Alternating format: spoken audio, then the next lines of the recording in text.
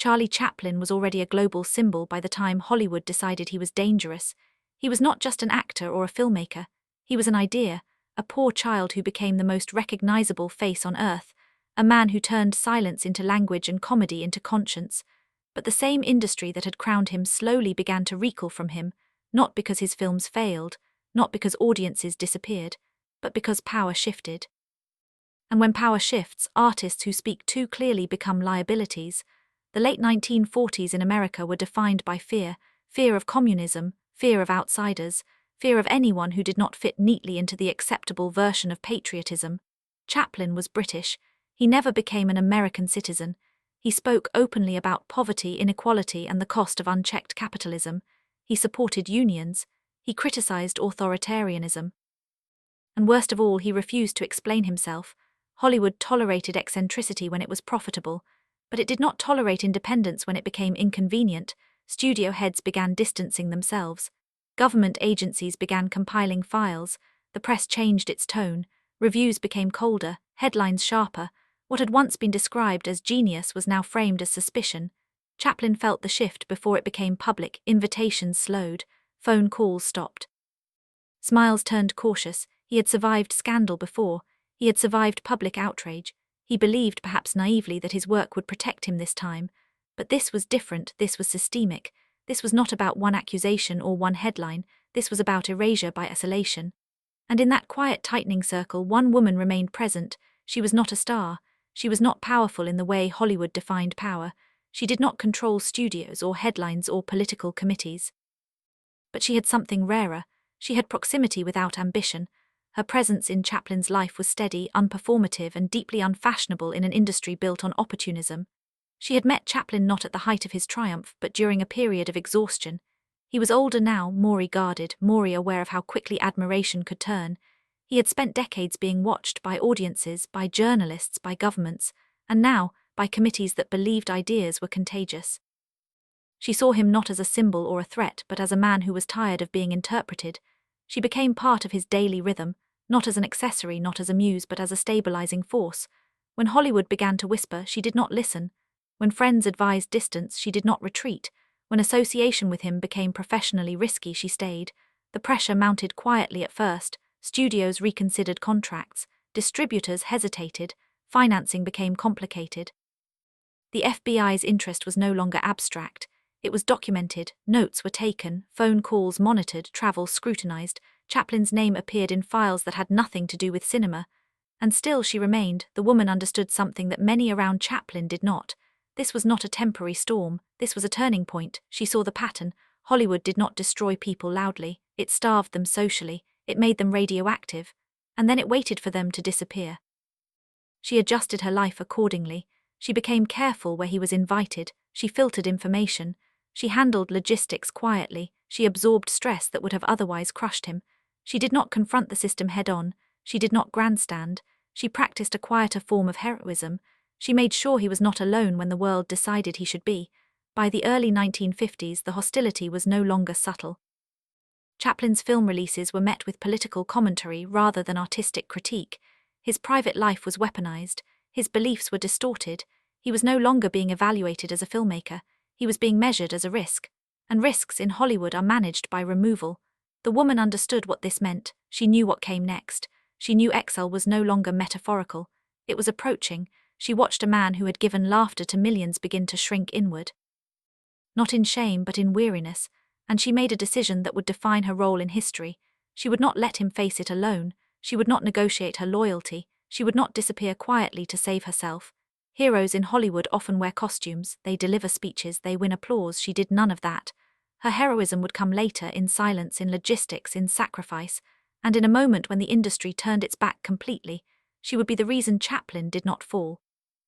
As Hollywood's posture hardened, the woman's role in Charlie Chaplin's life shifted from quiet presence to active shield.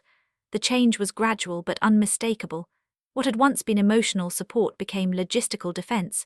What had once been companionship became containment of chaos. She learned quickly that survival in this climate required discipline, not dramatic gestures, not public defiance, but consistency. Chaplin's world began to contract in measurable ways. Meetings were cancelled without explanation. Social invitations came with conditions. Friends who once spoke freely now chose their words carefully. The industry did not announce its verdict. It simply behaved as though one had already been reached. And in that unspoken judgment, association itself became a liability. The woman understood this better than most. She was close enough to see the consequences ripple outward. Her own name began to carry risk. Her presence beside Chaplin was noticed, observed. Quietly catalogued, she was advised indirectly to step away. There were suggestions disguised as concern, warnings framed as pragmatism. If she left now, her future would remain intact. If she stayed, it would narrow. She did not respond with speeches, she responded with routine. She showed up, she organized schedules, she made travel possible. She shielded him from the constant drip of insinuation that threatened to erode his sense of reality. The pressure was relentless but rarely explosive. This was not persecution that announced itself with force, it was erosion. It worked by making every interaction heavier than the last. Chaplin was called to explain himself repeatedly, not in courtrooms but in corridors, in private meetings, in conversations that pretended to be about art but circled back to loyalty and ideology. The woman accompanied him when she could, not always physically but structurally. She prepared him. She handled details that others avoided. She ensured that when he walked into rooms thick with suspicion, he was not unarmed emotionally. She became a stabilizer in a system designed to destabilize. Her work was invisible by design. She did not insert herself into narratives. She did not seek recognition. She understood that visibility was dangerous.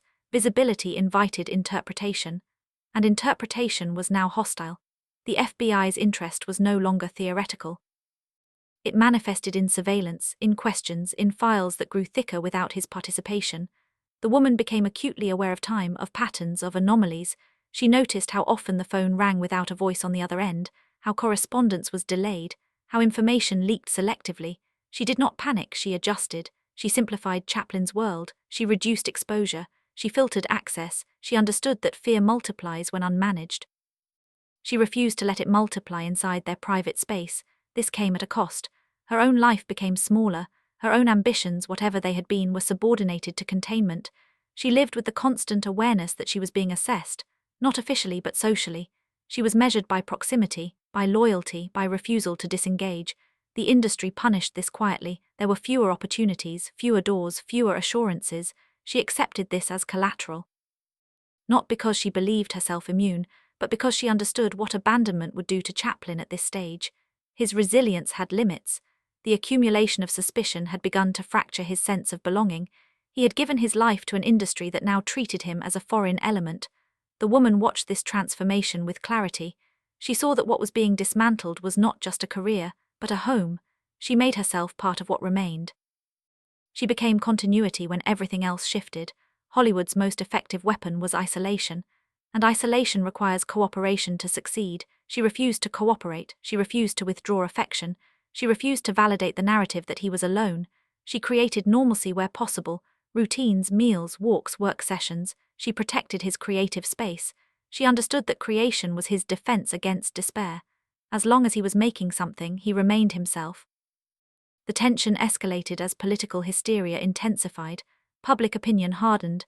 Committees gained confidence. The idea of Chaplin as a cultural threat became easier to circulate than the reality of him as an agging artist. The woman saw how quickly complexity vanished once fear took hold. She saw how easily nuance was sacrificed. She did not attempt to correct the record publicly. She focused on preservation. She knew that history would sort truth eventually, but survival was immediate. The breaking point approached not as a single event but as a convergence. A film release met with hostility, a travel plan scrutinized, an unspoken decision forming in rooms she was not allowed to enter. The United States, which had profited immensely from Chaplin's work, began preparing to reject him formally. The woman understood what exile would mean, not just geographically but psychologically. Exile is not simply removal, it is severance, it is the rewriting of belonging. She began preparing for that outcome before it was announced. She organized documents, she secured alternatives, she ensured that when the door finally closed it would not crush him completely. This preparation was an act of foresight and defiance. She refused to let the system dictate the terms of his exit. She would not allow him to be expelled in chaos or humiliation. When the moment came, it would be controlled, it would be survivable, and it would be shared. She did not know how history would remember her, or if it would remember her at all, but she understood something more important. Heroism in this moment did not require visibility, it required endurance, it required standing still while everything else moved away. And it required choosing loyalty when abandonment was the safer option. Hollywood had begun the process of erasing Chaplin. The woman began the work of ensuring that erasure did not become annihilation. The final rupture did not arrive with violence or spectacle. It arrived as paperwork, as policy, as an administrative decision that carried the weight of a verdict. Charlie Chaplin left the United States in 1952, believing he would return. He had done this before. International travel was routine for him. He had lived his life between borders, between audiences, between identities. But this time the departure carried a different gravity. The tone had changed. The scrutiny had sharpened. The permission to belong had quietly expired. While Chaplin crossed the Atlantic, the United States government revoked his re-entry permit. There was no trial, no conviction, no final confrontation. Only a message delivered after distance had already been created. Exile completed itself once the ocean stood between him and the country that had built him into a myth. The woman was with him, not in spirit, not symbolically, physically, deliberately. She did not hesitate when the implications became clear. She did not wait to see if the decision would be reversed. She understood how these things worked. Silence was policy. Delay was strategy. Hope was leverage. She chose certainty over hope. She chose presence over negotiation. Chaplin's reaction was not rage. It was fatigue, a kind of hollow stillness that follows prolonged resistance. He had spent years explaining himself to people who had already decided who he was. Now the decision was final, and oddly there was relief in its clarity. But relief does not erase loss. It reorganizes it. The woman absorbed the practical consequences first. Housing, finances, legal uncertainty, social displacement. She handled the transition with precision, not optimism. She knew that optimism would fail under pressure. Precision would not. They settled in Europe, far from the studios, far from the committees, far from the machinery that had turned suspicion into doctrine. The environment was quieter, less hostile. But exile is not softened by scenery. It lingers in language, in habit, in the sudden irrelevance of once essential routines. Chaplin's identity had been inseparable from Hollywood, even when it rejected him.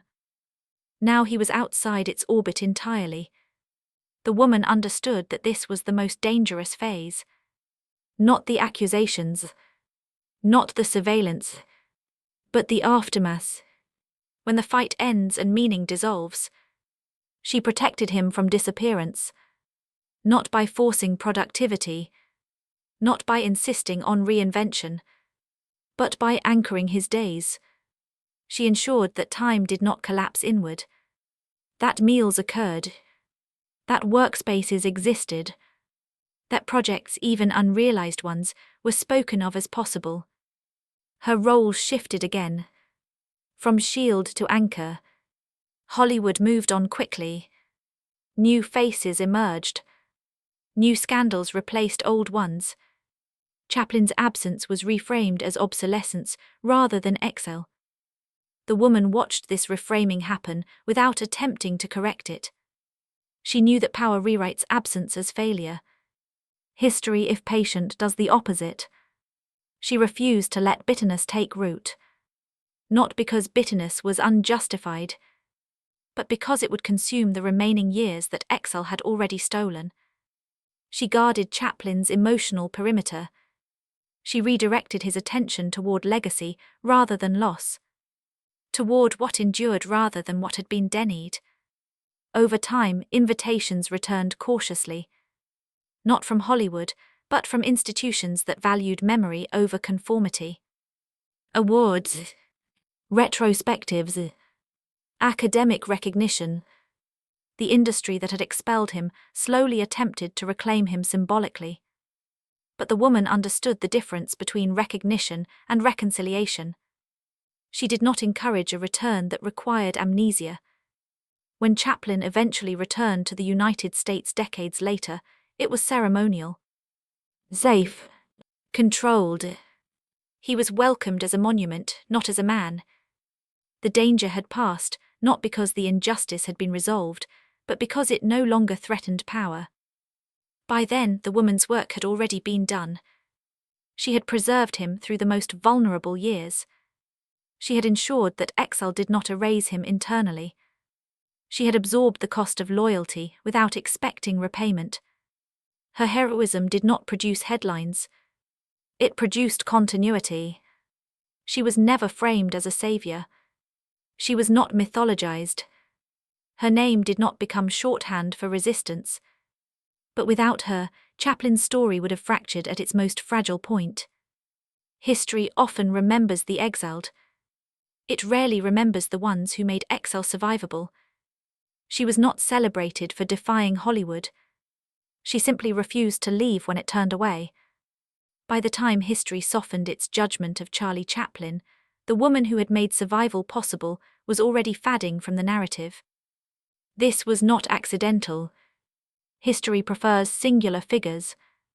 It simplifies resilience into individual genius and compresses support into footnotes. The woman's presence did not fit the mythology Hollywood eventually rebuilt around Chaplin. She had no dramatic arc, no fall from grace, no public redemption. Her contribution was consistency, and consistency rarely survives retelling. After exile settled into permanence, her life became inseparable from maintenance. Not maintenance of reputation, but of equilibrium. Chaplin aged in a world that no longer demanded explanations from him, yet never fully returned what it had taken. The woman remained attentive to the invisible consequences of that loss. She watched how recognition arrived too late to repair belonging. She saw how applause, decades delayed, did not restore trust. She managed the long aftermath, the period no one films, the years when legacy replaces relevance and memory replaces momentum. Chaplin's work began to be reassessed with reverence.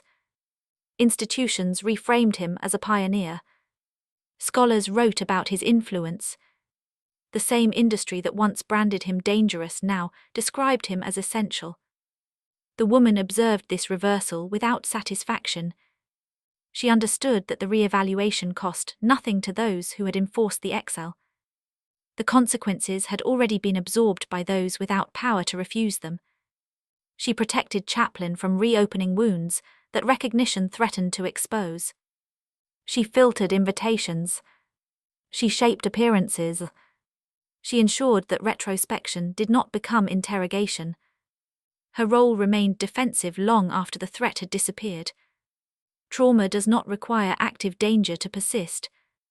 It only requires memory. As Chaplin's health declined, the woman's vigilance deepened. Not out of fear, but out of devotion to dignity. She understood that the final injustice would be reduction, to allow him to be remembered only as a symbol rather than a human being shaped by endurance.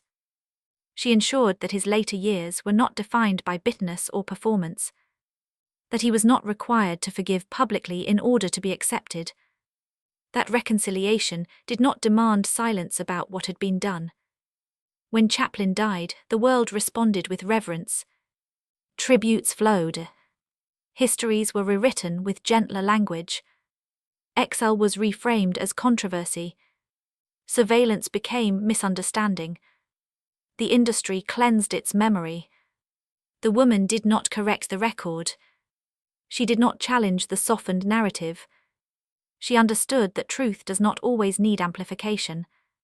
Sometimes it only needs preservation. Her heroism existed entirely in the private register of history. In what did not collapse. In what did not end prematurely. In what endured long enough to be reclaimed.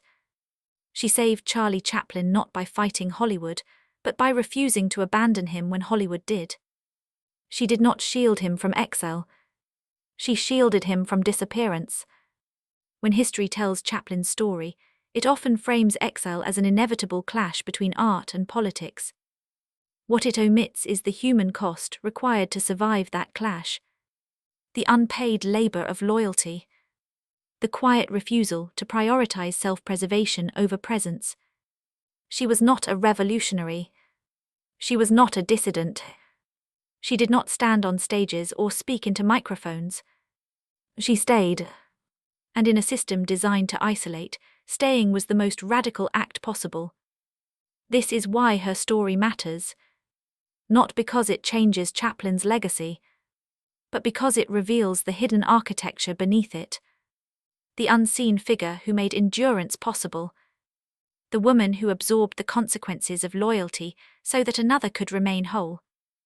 History remembers the man who was exiled. It rarely remembers the woman who made sure exile did not destroy him.